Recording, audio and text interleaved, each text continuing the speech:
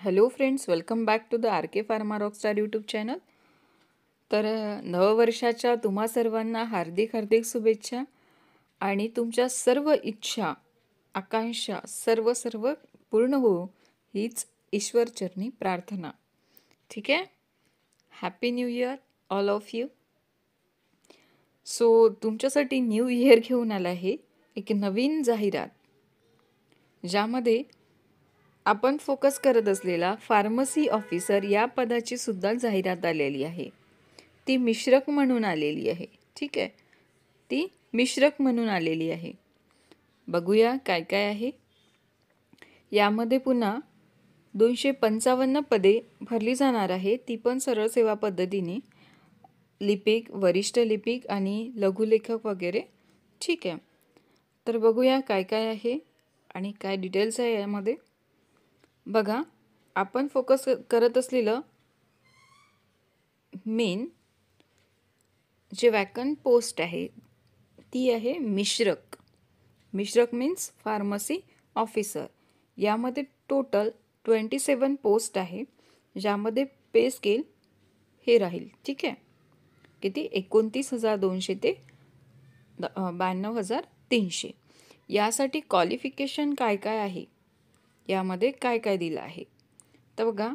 SSC, HSC किंवा तत्सम औषध व्यवसायाची पदविका किंवा पदवी उत्तीर्ण, तसेच पंजीकृत औषध व्यावसायिक म्हणून बॉम्बे स्टेट फार्मसी काउन्सिलला नाव नोंदणी आवश्यक. आणि त्यांना प्राधान्य कोणाला देण्यात येणार आहे? ज्यांना अनुभव आहे. सो खूप जास्त टेन्शन घेण्याची गरज नाही आहे. बघा, ज्यांच्याकडे HSC डिप्लोमा आहे, HSC plus diploma in pharmacy, HSC plus diploma in pharmacy, ते पण इलिजिबल आहे पोस्टला. ओके. नंतर ज्याच्याकडे बी फार्म वगैरे आहे ते पण इलिजिबल आहे. क्रायटेरिया काय आहे फक्त, की ते फक्त आणि फक्त रजिस्टर फार्मासिस्ट म्हणून रजिस्टर असायला हवे. ठीक आहे, आणि त्यांच्याकडे एक्सपिरियन्स असेल तर बेटर आहे. नेक्स्ट, आणि बाकीची पण पदं आहे, जसं बघा लिपिक, ज्यांनी मान्यताप्राप्त विद्यापीठाची कोणत्याही शाखेची पदवी परीक्षा उत्तीर्ण केली असेल ते पण या पोस्टला इलिजिबल आहे. जसं की तुम्ही बी फार्म कंप्लीट केलेलं आहे, पण तुम्हाला इंटरेस्ट आहे किंवा तुम्हाला माहिती आहे सिलेबस काय काय असतं आणि त्या सिलेबसमध्ये तुम्ही कव्हरअप करू शकता, तर तुम्ही इलिजिबल आहे लिपिकला, तुम्ही अप्लाय करू शकता. ओके. वरिष्ठ लिपिकमध्ये तेच आहे, कोणत्याही मान्यताप्राप्त विद्यापीठाची काय पाहिजे तुम्हाला, फक्त आणि फक्त पदवी परीक्षा उत्तीर्ण हवं. या पोस्टला पण तुम्ही इलिजिबल आहे. पे स्केल पण खूप छान आहे. ठीक आहे, आणि तुम्ही बऱ्याचपैकी विद्यार्थ्यांचं मी बघितलं आहे की तुम्ही खूप जास्त विचार करता की मी जर ग्रुप डीला अप्लाय केलं तर मग ग्रुप सीला मी कसं पोस्ट करणार, प्रमोशन करणार. बघा, प्रमोशन होणार तेव्हा होणार, पण करंटली तुम्हाला ग्रुप सी मिळतो, ग्रुप डी मिळतो, ग्रुप ए मिळतो. ज्या एक्झामला तुम्ही देताय ना, त्या एक्झामला तुम्ही थोडं फोकस करा. फोकस केल्यानंतर ती जॉब तुम्ही मिळवा आणि त्यानंतर तुम्ही प्रमोशनबद्दल थोडा विचार करा. आता करंटली जी पोस्ट मिळते आहे ना, ती इम्पॉर्टंट आहे तुम्हाला सध्या तरी, मला असं वाटतं. पण कुणाचा जर फोकस असेल की नाही मला फक्त आणि फक्त फार्मसी ऑफिसरच बनायचं आहे, बघा चुका करू नका. वॅकन्सी फार कमी येतात बरं. तुम्ही ज्या पोस्टला इलिजिबल आहे ते थोडं फील करा. जर तुम्हाला गव्हर्नमेंटच जॉब पाहिजे आहे तर तुम्ही फील करू शकता ना, फॉर्म अप्लाय करू शकता, करा. आणि तुम्हाला नाही पटलं तर रिझाईन करता येतं, डोंट वरी. रिझाईन करता येतं, स्विच करता येतं. देन डिपार्टमेंटल एक्झाम असतात, डिपार्टमेंटल एक्झाम थ्रू तुम्हाला प्रमोशन पण मिळतं. डिपार्टमेंटल एक्झाम असतात जे डिपार्टमेंट कंडक्ट करत असतात, त्यामुळे तुम्हाला प्रमोशन मिळतं. ठीक आहे, ते डिपेंड करतं कुठल्या कुठल्या डिपार्टमेंटला आहे आणि प्रत्येक डिपार्टमेंटचं वेगळं वेगळं असतं, सर्वांचं कॉमन नसतं. ओके. कुणी डिपार्टमेंटल एक्झाम घेत असतात, कुणी प्रमोशन करतात, कुणी एजवर सगळ्यांचं तर एज मॅटर तर राहतच म्हणा, असं काही नाही. एजवर डिपेंड असतात, सर्व गोष्टी असतात, सर्वांचं वेगळं वेगळं असतं. सो आत्ता जी पोस्ट मिळते ना तुम्हाला, त्यामध्ये थोडंफार संतुष्ट राहा आणि त्यानंतर पुन्हा अभ्यास करा. नंतर तुम्हाला पुन्हा जी पोस्ट पाहिजे ती पोस्ट घ्या. ठीक आहे. चला नेक्स्ट बघा, शिक्षक भरती पण आहे याच्यामध्ये. 12 पोस्ट आहे टोटल. आणि याच्यामध्ये शिक्षक पदविका वगैरे, आणि ज्यांना प्रौढ व्यक्ती असेल, प्रौढ शिक्षण वर्ग असेल, म्हणजे अनुभव वगैरे असेल, त्यांना या पोस्टला अप्लाय करता येतं. नंतर हे बघा बाकीचे पुन्हा आहे, बघून घ्या तुम्ही. ही PDF मी तुम्हाला टेलिग्रामला सेंड करते. ठीक आहे, ऑलरेडी आय थिंक टेलिग्रामला मी सेंड केलेली आहे, बघून घ्या. जे अदर स्टुडंट असतील, बघा शिवणकाम, सुतारकाम, जे काही असतील, प्रयोगशाळा तंत्रज्ञ वगैरे, ठीक आहे, ही सगळं आहे. त्यानंतर आपण बघणार आहे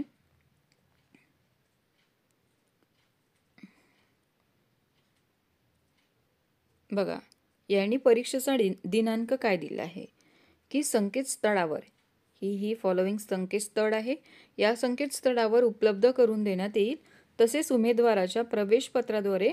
उमेदवाराला प्रवेशपत्राद्वारे काय करण्यात येईल, कळवण्यात येईल. जेव्हा केव्हा परीक्षा ते कंडक्ट करतील, ठीक आहे, पेपर कंडक्ट करतील तेव्हा ते. आणि जाहिरातीची जी माहिती आहे ती या संकेतस्थळावर आहे. तुम्हाला टेन्शन घ्यायची गरज नाही, मी ऑलरेडी तुम्हाला टेलिग्रामला प्रोव्हाइड करते. ओके, आता यामध्ये बायफर्गेशन कसं आहे, आपलं फार्मसी ऑफिसरमध्ये टोटल 27 वॅकन्सी आहे. आणि त्यामध्ये कशा कशा डिवाईड आहे ते आपण आता खालीपैकी बघू. ठीक आहे. आणि एक गोष्ट इथे, जसं तुम्ही आता फिजिकली डिसेबल आहे यांच्यासाठी सॉरी फॉर दॅट की त्यांच्यासाठी त्यांनी वॅकंट रिझर्व नाही ठेवलं आहे. तर तुम्हाला जर इच्छा असेल तर तुम्ही अप्लाय करू शकता. जर तुम्हाला माहिती आहे की तुम्ही थोडंफार फिजिकली फिट आहे किंवा काही आहे. आता समोर त्यांचा काय क्रायटेरिया असेल हे मला आयडिया नाही आहे, पण तुम्ही अप्लाय करू शकता. ठीक आहे. आणि जर तुम्हाला काही डाऊट असेल तर इथे हेल्पलाईन नंबर असतात, ईमेल ID असतं, तुम्ही त्यांना कॉन्टॅक्ट करू शकता. ठीक आहे. नेक्स्ट बघा, त्यांनी असं दिलं आहे खेळाडू आरक्षण, हे बघा वाचून घ्याल. महिला आरक्षणासाठी काय असतं, डोमेसेल रिक्वायर्ड असतं, नॉन क्रिमी वगैरे लागू असतं. हे दिव्यांग आरक्षण आहे आणि त्याबाबत त्यांनी थोडीफार काही माहिती दिली आहे. अनाथ आरक्षण आहे, माजी सैनिक आरक्षण आहे, प्रकल्पग्रस्त, भूकंपग्रस्त, हे पदवीधर. ठीक आहे, हे सगळं तुम्ही रीड करून घ्या.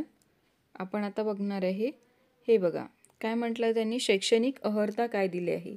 जाहिरातीमध्ये नमूद पदासाठी अर्ज करणे प्रत्येक पदांसमोर दर्शविण्यात आलेली शैक्षणिक अर्हता जाहिराती प्रसिद्ध दिनांक 1/1/2024 रोजी उमेदवाराने पूर्णता धारण करणे आवश्यक आहे. ठीक आहे. हे बाकीचं बघा काय आपलं कामाचं आहे का बघून घ्या. माहिती तंत्रज्ञान,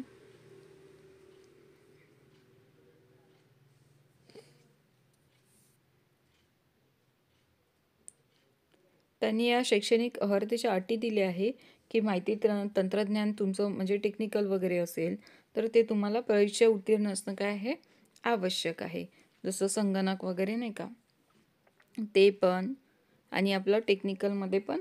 ठीक आहे. नंतर लिपिक पदासाठी हा क्रायटेरिया आहे. मराठी भाषेचे ज्ञान आवश्यक आहे. त्यानंतर माध्यमिक शालांत परीक्षेत मराठी किंवा हिंदी विषयाचा समावेश नसल्यास निवड झालेल्या उमेदवारांना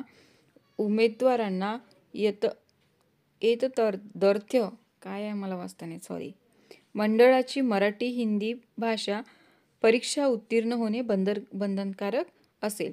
बघा ज्यांचं कसं असेल, 10वी 12वीला ज्यांना मराठी हिंदी हा सब्जेक्ट नसेल, 10वी आणि 12वीला ज्यांना मराठी हिंदी सब्जेक्ट नसेल, त्यांचं कसं होईल की त्यांची एक LPT वगैरे असते ना, लँग्वेज प्रोफिशियन्सी टेस्ट, अशा वगैरे ते कंडक्ट करतील आणि ते क्वालिफाय करणं त्यांना काय असेल गरजेचं असेल. ठीक आहे. दर्थ आहे ते. ठीक आहे, सॉरी. नंतर बघा पात्रता काय आहे, तर खुला प्रवर्ग आहे म्हणजे UR जो असेल तो UR कॅन्डिडेटला काय असेल, 2024 वयाची जी मर्यादा आहे ती 1/1/2024 म्हणजे आज दिनांक किती असायला पाहिजे, किमान 18 वर्ष ते 38 वर्षापर्यंत आणि 38 वर्षापेक्षा ज्यांची जास्त असेल त्यांना URमध्ये अप्लाय करता येणार नाही, म्हणजे ओपन कॅटेगरीमध्ये त्यांना अप्लाय करता येणार नाही. त्यानंतर मागासवर्गीयांमध्ये काय असतं, ज्यांच्याकडे क्रिमिलियर वगैरे आहे आणि या जातींमध्ये ते मोडतात, ठीक आहे. तर त्यांना ही वयाची अट लागू राहणार नाही. मागासवर्गीयांमध्ये 18 वर्ष तर 43 वर्ष यांना एज रिलॅक्सेशन असतं. देन हे बघा, पदवीधर अंशकालीन यांच्यासाठी 55 वर्षापर्यंत आहे. नंतर माजी सैनिकसाठी आहे 45 वर्षापर्यंत. नंतर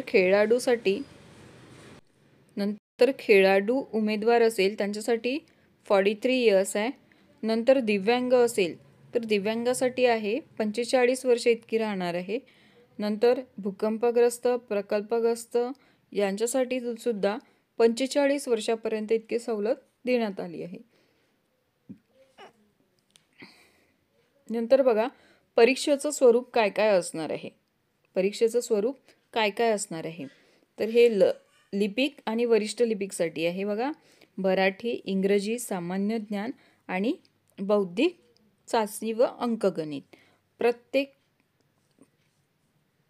कॅटेगरीमध्ये, जसं की मराठी सेक्शनला 25 क्वेश्चन असणार आहे, इंग्रजी सेक्शनला 25 क्वेश्चन असणार आहे, सामान्य ज्ञानमध्ये 25 असणार आहे आणि बौद्धिक चाचणीमध्ये टोटल 25, अशी एकूण 200 गुणाची तुमची परीक्षा असणार आहे, ठीक आहे. आणि यासाठी तुम्हाला कालावधी प्रोव्हाइड करण्यात आला आहे टोटल 120 मिनिटं, म्हणजे टोटल 2 तास. किती? 2 तास तुम्हाला प्रोव्हाइड करण्यात आले आहे, ठीक आहे. नंतर बघा, आपलं पद क्रमांक 4. नंतर बघा, आपण ज्या पदासाठी अप्लाय करणार आहे ते कुठलं पद आहे? मिश्रक पद आहे, ठीक आहे. मिश्रक पद आहे. आणि यासाठी क्रायटेरिया काय दिला आहे त्यांनी, की तुम्हाला मराठी, इंग्रजी, सामान्य ज्ञान आणि बौद्धिक चाचणी आणि अंकगणित असे एकूण किती क्वेश्चन असणार आहे? 60 क्वेश्चन असणार आहे. आणि ज्या 60 क्वेश्चनची मार्किंग किती असणार आहे? 120 मार्क्स. म्हणजे प्रत्येक क्वेश्चन हा 2 मार्क्सचा असणार आहे. किती असणार आहे? प्रत्येक क्वेश्चन हा 2 मार्क्सचा असणार आहे. बघा, त्यांनी खाली काय दिलं आहे पुन्हा, की लघुलेखक निम्न श्रेणी व तांत्रिक संवर्गातील उक्त नमूद क्रमांक 4 ते 25 मधील सर्व पदांकरता 80 गुणाची व्यावसायिक चाचणी घेण्यात येईल. तथापि जे उमेदवार प्रथम परीक्षेत 45% गुण प्राप्त करतील अशा उमेदवारांना व्यावसायिक चाचणी देण्यात येईल. आणि परीक्षेचा कालावधी जो आहे तो 1 तास 20 मिनिटं असा राहील आणि व्यावसायिक चाचणीसाठी त्यांना 40 मिनिटं देण्यात येईल, ठीक आहे. नंतर बघा, परीक्षेच्या स्वरूपमध्ये काय दिलं आहे. परीक्षा ही ऑनलाईन पद्धतीने मीन्स कम्प्युटर बेस्ड टेस्ट राहील. एक CBT एक्झाम होईल तुमची, त्या पद्धतीने घेण्यात येणार आहे. आणि परीक्षेच्या प्रश्नपत्रिका ह्या बहुपर्यायी मीन्स MCQ फॉर्ममध्ये असणार आहे. आणि प्रत्येक प्रश्नाला अधिकाधिक 2 गुण ठेवण्यात आले आहे, जे की मी आता तुम्हाला सांगितलं आहे.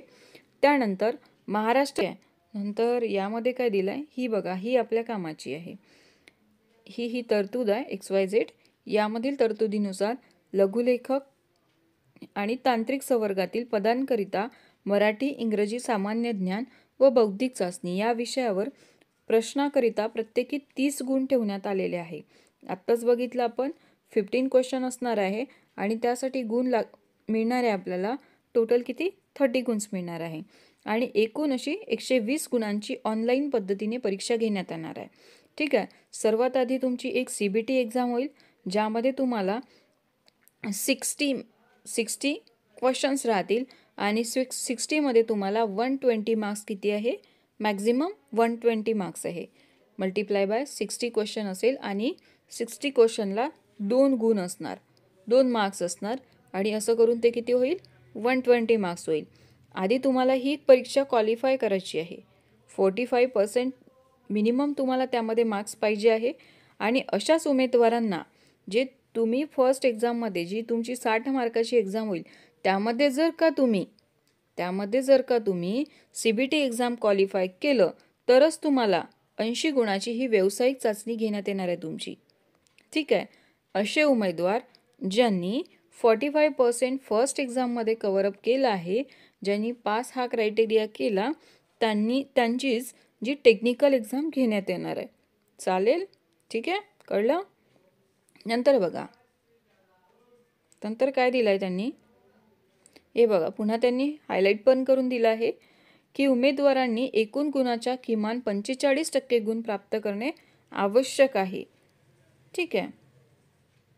नंतर काय आहे, ही परीक्षा CBT बेस पद्धतीने घेण्यात येणार असून प्रत्येक सत्राच्या प्रश्नपत्रिका स्वतंत्रपणे उपलब्ध केल्या जाणार असून एकापेक्षा जास्त सत्रात परीक्षा आयोजित करण्यात आल्या तर सत्र 1 ते अंतिम सत्र यामधील पत्रिकेचे स्वरूप आणि त्याचा काठिण्यता तपासण्यात येऊन तसेच समानीकरण करण्याचे नॉर्मलायझेशन करण्याच्या पद्धतीने नॉर्मलायझेशन होईल आणि त्याचा निकाल जाहीर करण्यात येईल. बघा, हा TCS कंपनीला देण्यात आलेला आहे आणि हे कोण घेणार आहे आता, हे TCS कंपनी कंडक्ट करणार आहे.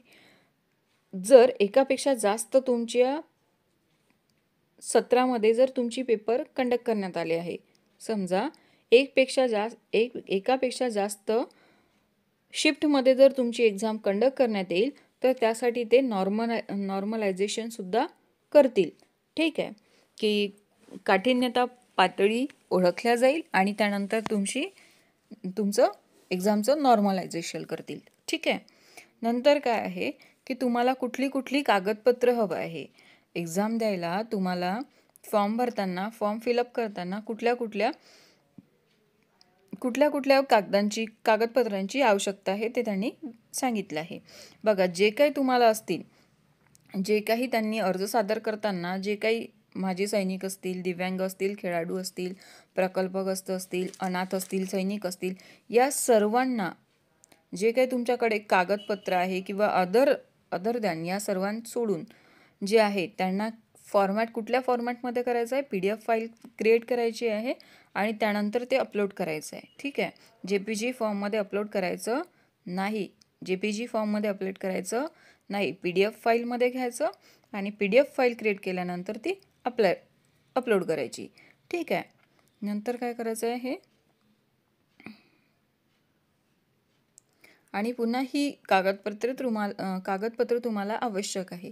बघा, जसं SSC अथवा तत्सम शैक्षणिक अर्हता, SSC केलं असेल, कोणी मागे पुढे करतं ना ITI SSC, तर तुमचा अर्जातील नावाचा पुरावा त्यांना हवा आहे. ठीक आहे.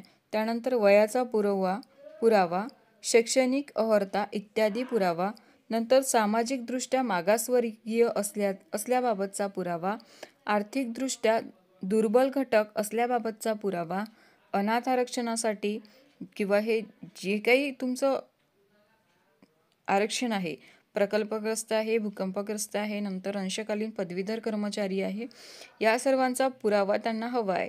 सो तुम्हाला हा PDF मध्ये अपलोड करायचा आहे.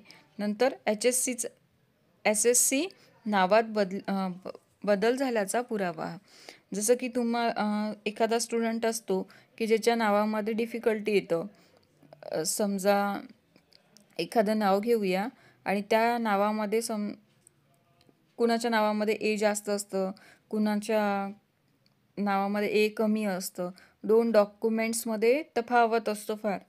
तर त्यांना काय करायचं आहे की हा सर्व गोष्टी मग तुम्हाला एक्झामला प्रॉब्लेम क्रिएट करते.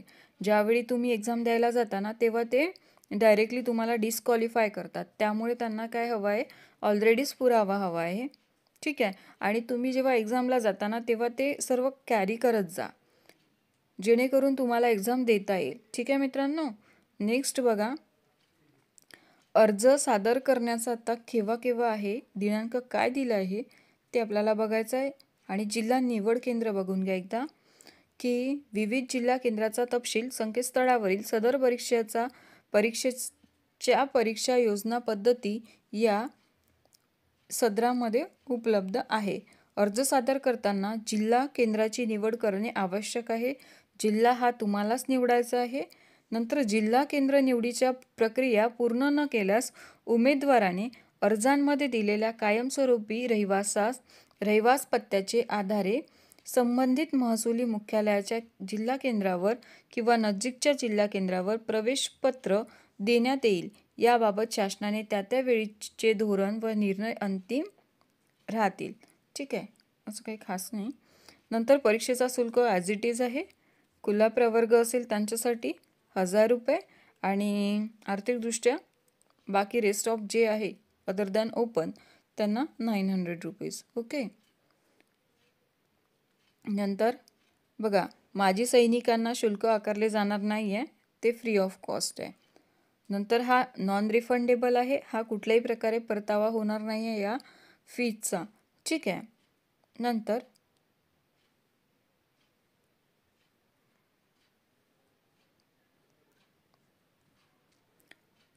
परीक्षेचा शुल्काचा भरणा हा ऑनलाईन पद्धतीनेच त्यांना पे करायचा आहे. हे सर्व नंतर पुन्हा मी सांगते जेव्हा आपण एखादा फॉर्म फिल करून बघू. ठीक आहे. अर्ज सादर करण्याचा जो कालावधी आहे तो 1/1/2024 पासून 21/1/2024 या वेळेसपर्यंत मीन्स 11:55 राहील. ठीक आहे.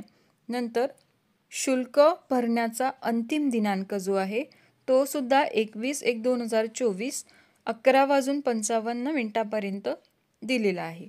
आणि हा दिनांक आणि कालावधी या परीक्षेचा जो दिनांक आहे आणि कालावधी आहे की तुमची परीक्षा केव्हा होणार आहे हे या साईडला तुम्हाला दिसून जाईल. ठीक आहे. नंतर नेक्स्ट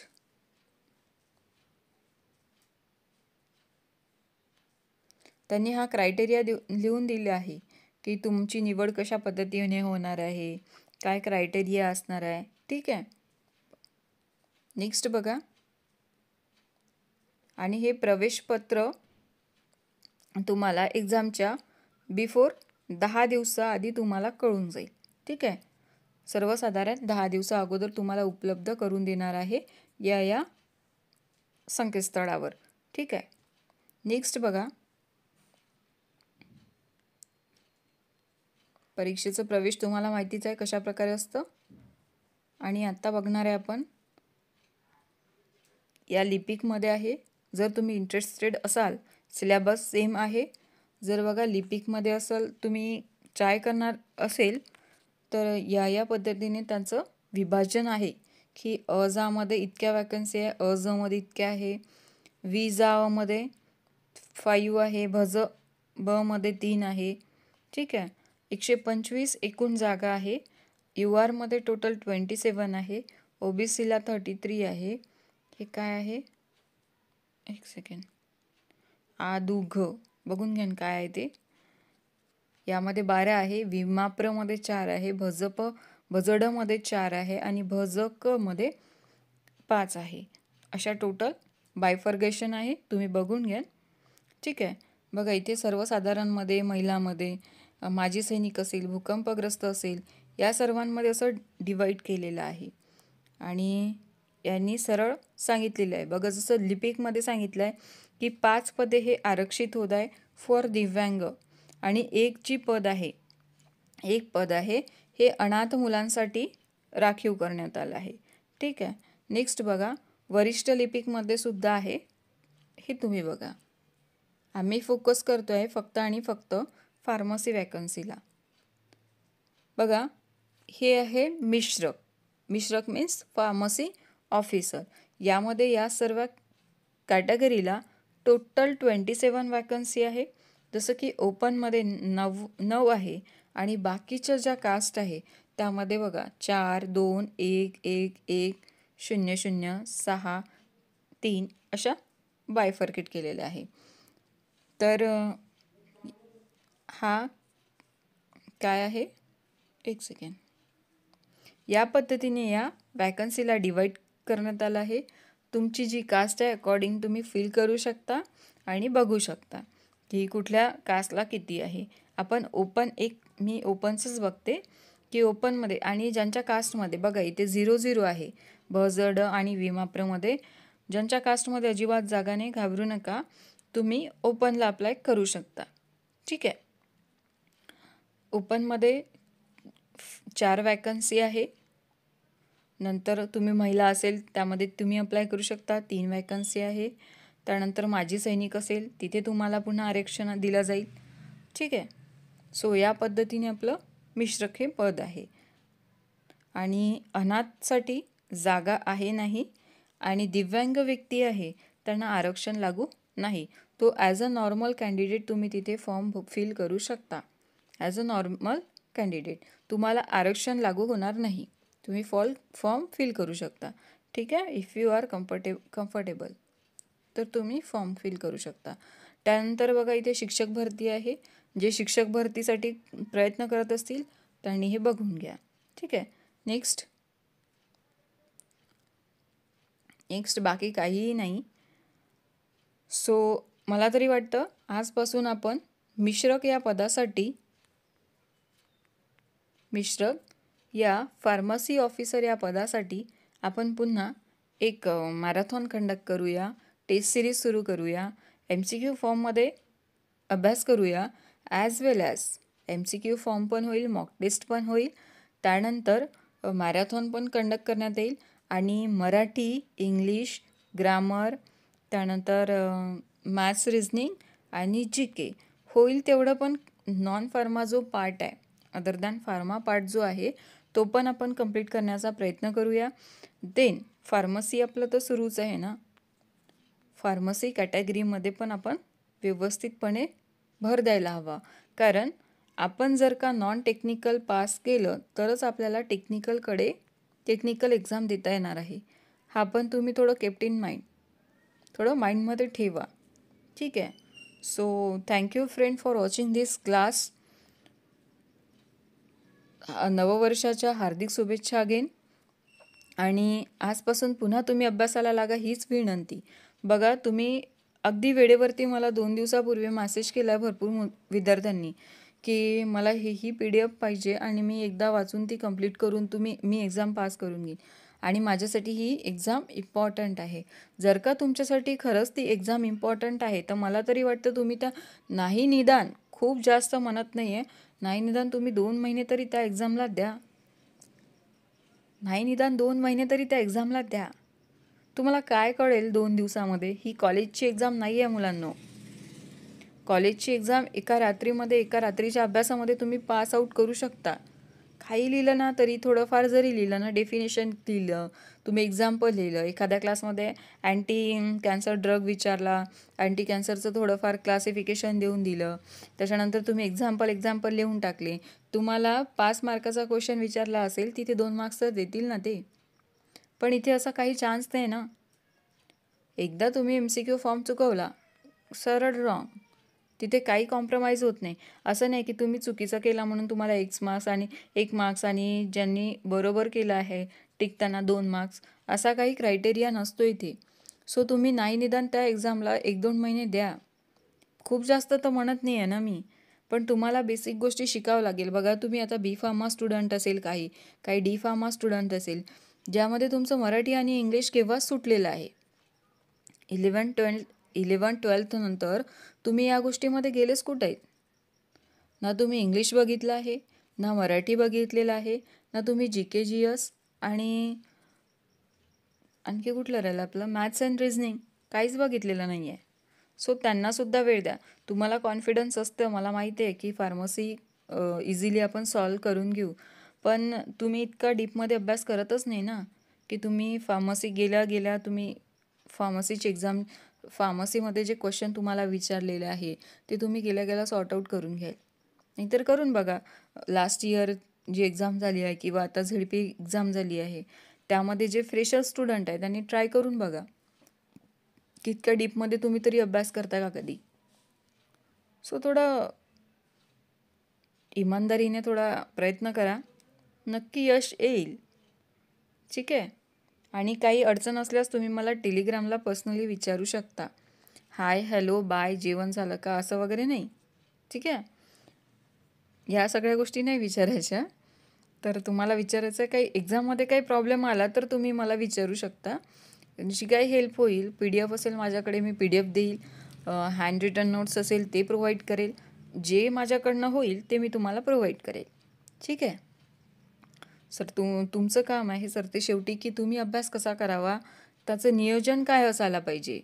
तुम्हाला एक व्हिडिओ दिला आणि तुम्ही एकच व्हिडिओ बघत बसणार आणि त्यानंतर तुम्ही एक्सपेक्ट करणार की माझी एक्झाम क्वालिफाय होऊन जाईल, असं होत नसतं. तुम्ही PDF पण रीड करा, तुमच्याकडे जे बुक्स अवेलेबल असतील त्याला ते बुक्स रीड करा. तुमची प्रायोरिटी आहे मित्रांनो ही सगळी. मला जितकं शक्य होईल मी करेल, ठीक आहे. पण तुम्हाला जितकं शक्य होते ना तुम्ही पण करा. त्यामुळे एक्झाम क्वालिफाय होणारा खूप खूप मदत होईल.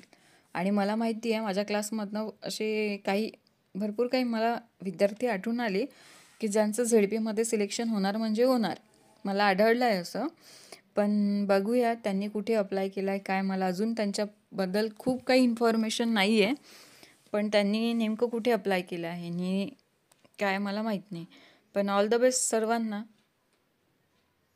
मी प्रयत्न करेन की सर्व सर्व सर्व टॉपिक मी कवर करील, ठीक आहे. नॉन फार्मा ॲज वेल ॲज फार्मा सर्व टॉपिक मी कंप्लीट करण्याचा प्रयत्न करेल. आणि तुम्हीसुद्धा टेलिग्रामला ॲक्टिव्ह राहा. मुलं तिथे क्विज कंडक्ट करताय, तिथे पण तुम्ही तुमचा 100% द्या. त्यानंतर मी कम्युनिटीमध्ये काही क्वेश्चन ड्रॉप करते आहे, ते पण तुम्ही सॉल्व करण्याचा प्रयत्न करा. देन मी काही तुम्हाला PDF प्रोव्हाइड करते, ते तुम्ही रीड करा. PDF फक्त आणि फक्त शेअर करायला नसतं मित्रांनो. PDF तुम्ही माझ्या चॅनलवरनं घ्या आणि दुसऱ्यांना शेअर करत, ते मुलं अभ्यास करून घेतील पण तुम्ही अभ्यासच करणार नाही, मला माहिती आहे. सो स्वतःला 100% द्या, मोटिवेट राहा आणि जॉब तुमचीच घ्या, ठीक आहे. आणि नाराज होऊ नका. 1-2 पोस्ट असल्या ना, तुम्हाला एकच जागा लागणार आहे, ठीक आहे. एक वॅकन्सी लागणार आहे. प्रत्येक व्यक्तीला फक्त आणि फक्त एक वॅकन्सी लागतं. तर तुम्ही मला तरी वाटतं स्वतःचा विचार करायला पाहिजे, ठीक आहे. 100% द्या, वॅकंट तुमचीच राहील ती, ठीक आहे. All the best. पुन्हा नववर्षाच्या हार्दिक हार्दिक शुभेच्छा आणि ऑल द बेस्ट. तुम्हाला जी अपॉर्च्युनिटी मिळाली आहे सध्या, त्याचं तुम्ही संधीचं सोनं करा, हीच एक प्रार्थना, ठीक आहे. Thank you friend.